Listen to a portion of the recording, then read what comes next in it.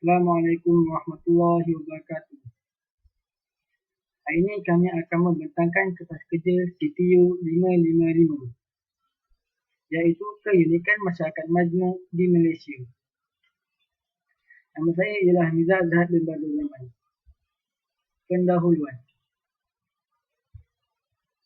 Malaysia merupakan sebuah negara yang terdiri daripada pelbagai agama dan kaum. Meskipun mempunyai lebih daripada 70 kumpulan etnik, Malaysia mampu mengekalkan keharmonian dan keamanan dalam kehidupan bermasyarakat serta berjaya menjadi sebuah negara yang berkembang maju. Pembentukan masyarakat majmuk di Malaysia adalah hasil daripada kolonialisme oleh kerajaan Inggeris pada abad ke-19. Ekoran dasar liberal Inggeris telah menyebabkan penghijrahan secara besar-besaran kaum Cina dan India ke tanah Melayu yang pada asalnya dihuni oleh 90% orang Melayu. Masyarakat majmuk mewujud kamus dewan dan Dewan Bahasa dan Pustaka membawa maksud masyarakat yang hidup berbilang kaum. Kaum utama di Malaysia terdiri daripada Melayu, India, Cina dan pelbagai etnik yang lain. Mengikut pakar antropologi J.S. Funival 1939, masyarakat majmuk merupakan masyarakat yang terdiri daripada pelbagai kaum yang hidup secara berdekatan tetapi tidak bersatu. Tambah beliau, masyarakat ini mempunyai agama, kebudayaan, bahasa dan cara kehidupan yang tersendiri. Di Malaysia, etnik merupakan sekelompok kumpulan yang mengamalkan budaya hampir seragam, termasuklah dari segi bahasa, adat asal, pakaian dan kegiatan ekonomi. Menurut Mansur Abdul Rahman dan Muhammad Ainuddin 2006, konteks masyarakat majmuk di Malaysia terdiri daripada pelbagai kelompok etnik yang hidup berlainan tetapi di bawah sistem politik yang sama. Keunikan masyarakat di Malaysia adalah disebabkan beberapa faktor. Pertama ialah latar belakang masyarakatnya yang berbilang bangsa berkongsi budaya, perayaan, pakaian dan makanan daripada setiap kaum. Selain itu, faktor kedua ialah perpaduan dan integriti nasional di mana dengan mengaplikasikan prinsip rukun yang kelima dalam hidup bermasyarakat berbilang kaum di Malaysia.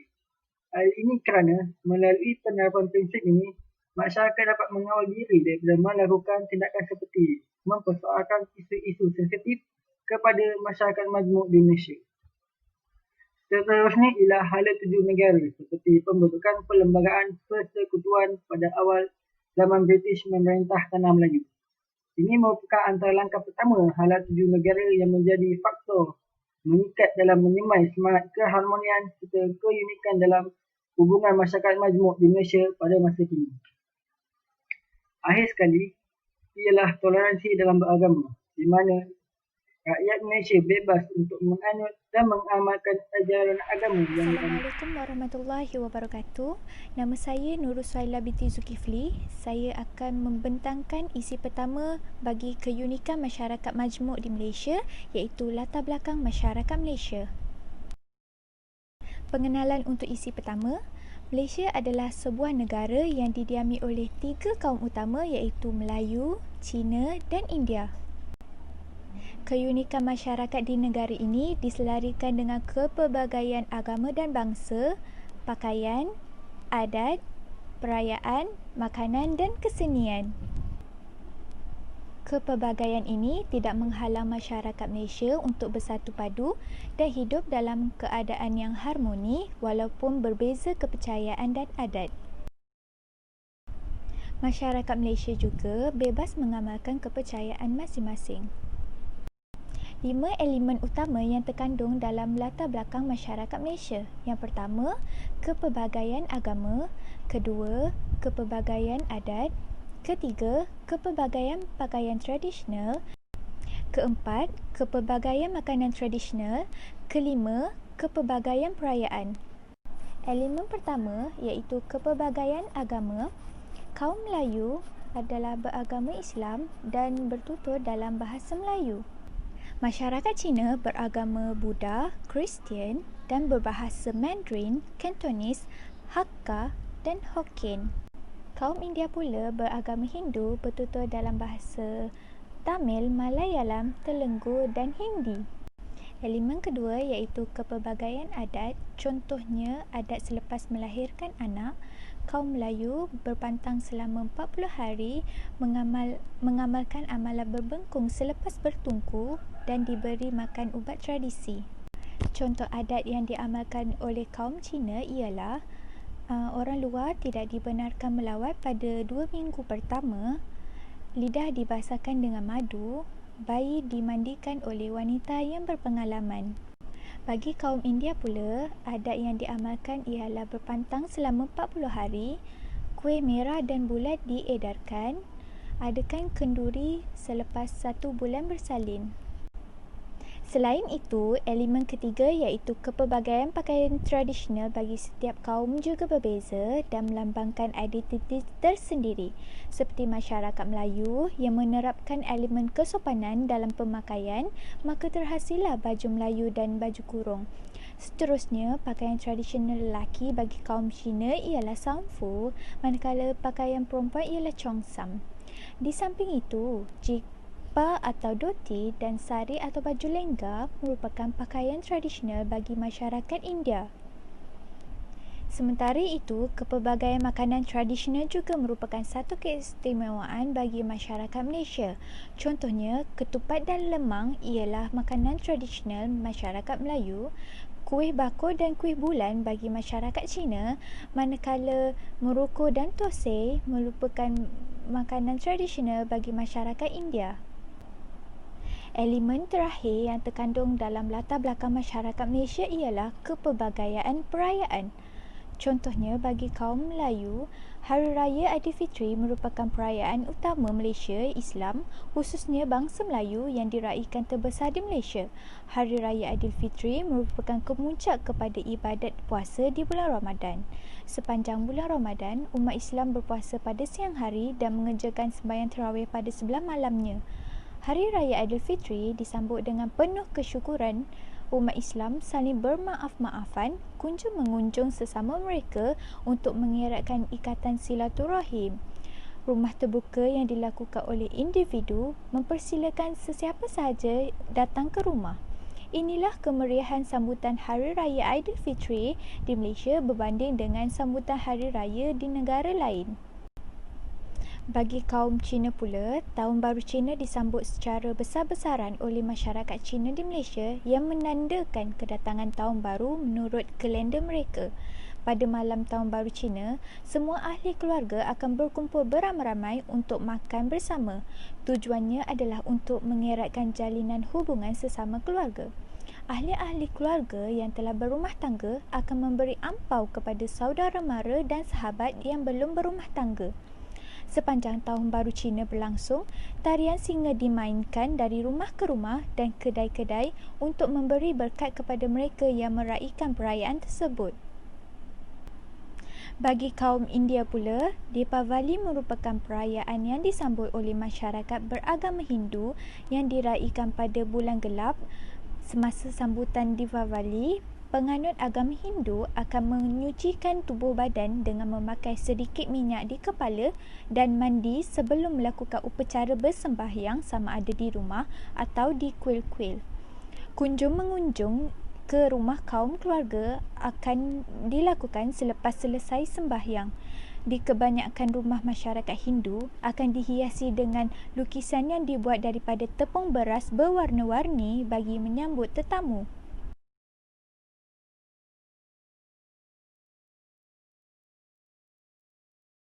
Assalamualaikum warahmatullahi wabarakatuh. Saya Muhammad Hafizat bin Muhammad Hanifah akan membentangkan tentang isi daripada tajuk keunikan masyarakat majmuk di Malaysia, iaitu perpaduan dan integrasi nasional. Perpaduan dan juga integrasi nasional sangat penting dalam hidup bermasyarakat kerana ia akan menjadi kayu pengukur sesebuah negara, lebih-lebih lagi masyarakat yang berbilang kaum dan bangsa. Contoh yang terdekat ialah seperti negara kita, Malaysia itu sendiri yang sudah lama mengamalkan konsep perpaduan dan berjaya dibuktikan keberkesanannya hingga ke hari ini. Secara ringkasnya, perpaduan membawa maksud penyatuan pelbagai kumpulan bervariasi dari segala sosial serta kebudayaan Manakala integrasi nasional pula ialah salah satu cara untuk menyatupadukan pelbagai kumpulan masyarakat melalui satu identiti yang utama. Pada isi yang pertama dalam tajuk keunikan masyarakat majmuk di Malaysia, konsep ukhuwah dapat dilihat daripada prinsip rukun negara yang menjadi kata azimat dalam membentuk perpaduan di Malaysia yang unik. Konsep ukhuwah ini dapat dilihat pada rukun negara yang kelima, iaitu kesopanan dan kesusilaan. Penting untuk kita mengaplikasikan prinsip rukun negara yang kelima ini dalam kehidupan seharian kerana ia mampu mengawal diri daripada melakukan beberapa perkara atau bercakap atau mencetuskan ketegangan antara kaum atau juga boleh mencetuskan isu-isu sensitiviti antara kaum. Contoh isu-isu sensitiviti ialah seperti mempersoalkan tentang bahasa atau agama yang sudah dipercayai sejak sekian lama, serta kebudayaan sesebuah masyarakat dan juga kedudukan sebuah bangsa atau agama yang sudah termaktub lama dalam Perlembagaan Persekutuan Tanah Melayu.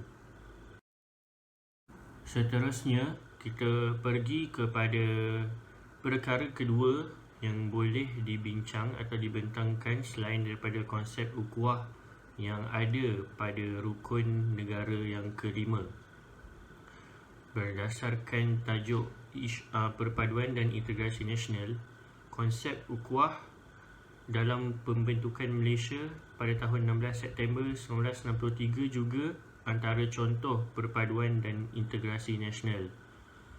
Penubuhan Malaysia pada tahun 16 September 1963 merupakan antara kejayaan terbesar Malaysia selepas mendapat kemerdekaan pada tahun 1957. Penubuhan Malaysia memberi impak besar dalam menyatupadukan masyarakat, bukan sahaja di semenanjung Malaysia, bahkan juga masyarakat di Sabah dan juga masyarakat di Sarawak. Elemen ukhuwah yang menjadi fokus utama dalam menyatupadukan masyarakat berbilang kaum dapat dilihat daripada segi politik, di mana politik yang lebih fleksibel dapat dikecapi apabila parti-parti politik daripada semenanjung Malaysia yang tidak mengenepikan parti-parti dari Sabah dan juga dari Sarawak sekaligus dapat berganding bahu dengan pelbagai kaum dan etnik dalam bersama-sama menjadikan masyarakat majmuk yang lebih harmoni dan unik. Seterusnya, kita beralih pula kepada isi kedua, iaitu hala tuju negara. Hala tuju negara penting dalam matlamat Malaysia agar masyarakat majmuk dapat diwujudkan. Hala tuju negara yang pertama dapat dilihat apabila para pemimpin terdahulu yang berjuang dengan rundingan dan juga perjumpaan serta kata putus yang begitu penting dalam merancana untuk mendapatkan kemerdekaan Malaysia yang pertama. Pembentukan Perlembagaan Persekutuan antara faktor utama dalam mengikat semangat perpaduan antara masyarakat dan juga dapat menyemai keharmonian serta keunikan dalam hubungan masyarakat majmuk di Malaysia.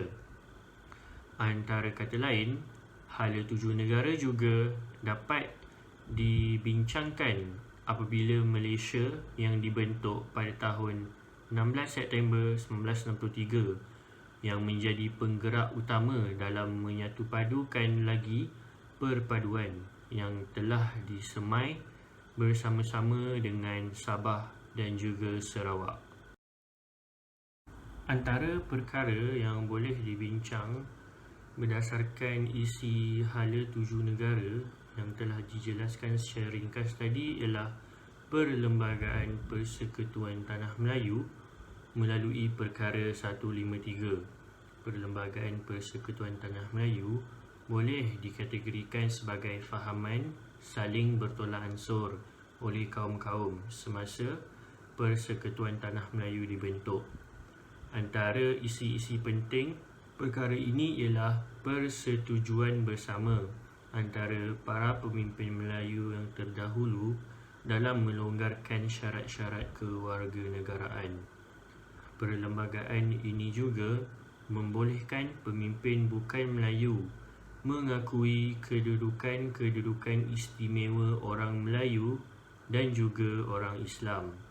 Dari segi politik pula, bagi bangsa selain bangsa Melayu dan juga agama selain agama Islam seperti parti politik MCA yang dinaungi oleh kaum Cina dan parti politik MIC yang dinaungi oleh kaum India, mereka bersetuju secara langsung dalam menerima secara sukarela akan hal-hal yang berkaitan dengan keistimewaan orang Melayu yang sudah lama diberikan, serta mereka juga menerima agama rasmi Malaysia ialah agama Islam.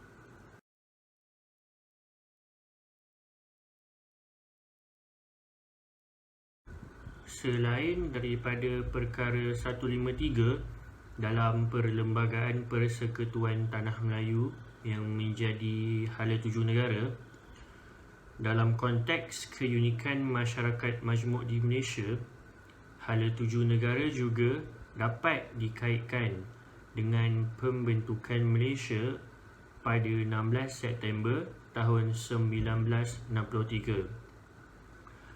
Pembentukan ini secara tidak langsung dapat memberi kesan positif dalam hubungan etnik di Malaysia. Pembentukan Malaysia pada tahun 1963 memperakui bahawa kedudukan status penduduk Sabah dan Sarawak adalah sama seperti orang Melayu yang ada di semenanjung Malaysia dan juga seperti yang termaktub dalam Perlembagaan Persekutuan Tanah Melayu melalui perkara 153. Berdasarkan beberapa isi yang telah dibincangkan seperti perpaduan dan integrasi nasional serta hala tuju negara, dapat disimpulkan di sini bahawa keunikan masyarakat majmuk di Malaysia pada masa kini dapat dilihat daripada beberapa perkara seperti dalam isi kedua, iaitu perpaduan dan integrasi nasional. Rukun negara menjadi ejen dalam mengikat tali perpaduan antara rakyat Malaysia. Antara lain ialah isi ketiga, iaitu hala tuju negara yang bergerak di atas pemikiran proaktif dan sifat bertanggungjawab yang ada pada pemimpin negara. Hala tuju negara dapat dikemudi dengan lancar sejak pembentukan Perlembagaan Persekutuan Tanah Melayu yang mengiktiraf bangsa dan agama selain bangsa Melayu dan selain agama Islam, serta mengekalkan kedudukan istimewa orang Melayu. Hal ini mencerminkan sikap toleransi pemimpin yang menjadikan Malaysia sebagai negara unik yang mempunyai masyarakat majmuk yang hidup harmoni. Sekian daripada saya, Muhammad Hafizat bin Muhammad Hanifah, dan seterusnya yang akan dibentangkan ialah isi keempat.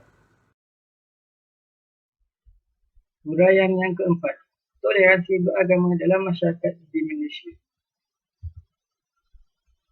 Islam merupakan agama yang mengamalkan sifat universal, toleransi dan kasih sayang dalam segenap aspek. Ajaran Islam menegaskan bahawa perbezaan dalam kalangan manusia tidak menjadi halangan untuk mereka saling berkenalan dan tolong-menolong antara satu sama lain. Hal ini dijelaskan dalam surah Al-Mumtahanah ayat ke-8 yang bermaksud Allah Subhanahu Wa Taala tidak melarang kamu untuk berlaku adil serta berbuat baik terhadap mereka yang tidak mewarai kamu kerana agama dan tidak mengusir kamu dari rumahmu. Sesungguhnya Allah Subhanahu Wa Taala mencintai orang yang adil. Toleransi antara kaum telah tersamai sejak tanah Melayu ingin mencapai kemerdekaan lagi. Hal ini dapat dilihat di mana persetujuan kaum Melayu, India dan Cina mengenai agama Islam sebagai agama persekutuan. Toleransi dalam beragama merupakan faktor utama menjamin kestabilan dan keamanan yang dikecapi rakyat Malaysia sehingga kini. Antara agama yang dianuti oleh masyarakat di Malaysia ialah agama Islam, di mana kesemua kaum Melayu beragama Islam. Selain itu, terdapat juga agama Kristian, Buddha, Sikh dan Hindu. Meskipun berlainan agama, masyarakat di Malaysia saling menghormati antara satu sama lain. Tambahan pula, masyarakat di Malaysia juga bebas untuk menganut dan mengamalkan ajaran agama yang dianuti, kerana hal ini telah termaktub dalam Perlembagaan Persekutuan Malaysia. Antara perkara yang digubal dalam Perlembagaan Persekutuan Malaysia ialah keistimewaan Islam sebagai agama persekutuan, kedaulatan dan kuasa Raja-Raja Melayu sebagai ketua agama Islam bagi setiap negeri, dan yang di-Pertuan Agong bagi negeri-negeri tidak beraja dan wilayah-wilayah persekutuan. Orang bukan Islam tidak boleh memurtadkan orang Islam, dan akhir sekali pengurusan institusi-institusi Islam yang diletakkan di bawah kerajaan persekutuan dan negeri. Hak kebebasan beragama telah sekian lama menjadi nadi perpaduan dan keharmonian di Malaysia. Contohnya dapat dilihat dengan pembinaan rumah ibadat bagi setiap kaum dibenarkan dan dikekalkan menjadi bukti hubungan antara masyarakat di Malaysia masih dipelihara. Contohnya seperti masjid menjadi rumah ibadat bagi orang Islam, gereja bagi agama Kristian, kuil bagi agama Hindu, dan tokong bagi agama Buddha. Selain itu, setiap perayaan agama di Malaysia juga diberikan cuti umum oleh kerajaan seperti Hari Raya Puasa, Deepavali, Tahun Baru Cina dan Pesta Gawai. Seterusnya, pentadbiran di Malaysia juga membentangkan orang berislam untuk menjadi pemimpin serta memegang jawatan dalam kerajaan. Kesimpulan bagi topik keunikan masyarakat majmuk di Malaysia. Malaysia adalah sebuah negara unik kerana mempunyai rakyat yang terdiri daripada berbagai keturunan, bahasa dan agama. Di samping mempunyai berbagai-bagai adat resam dan budaya masing-masing. Namun begitu, masalah perpaduan antara kaum adalah satu masalah yang kritikal yang sukar dikendalikan, seperti mana peristiwa 13 Mei yang merosakkan banyak harta benda malah mengorbankan jiwa. Sebagai rakyat Malaysia, kita disarankan agar saling hormat menghormati pegangan agama masing-masing untuk mencapai keharmonian antara kaum. Dengan amalan ini, diharapkan ia dapat menyumbang kepada perasaan muhibbah serta membentuk hubungan antara kaum yang lebih baik dalam konteks masyarakat majmuk di Malaysia.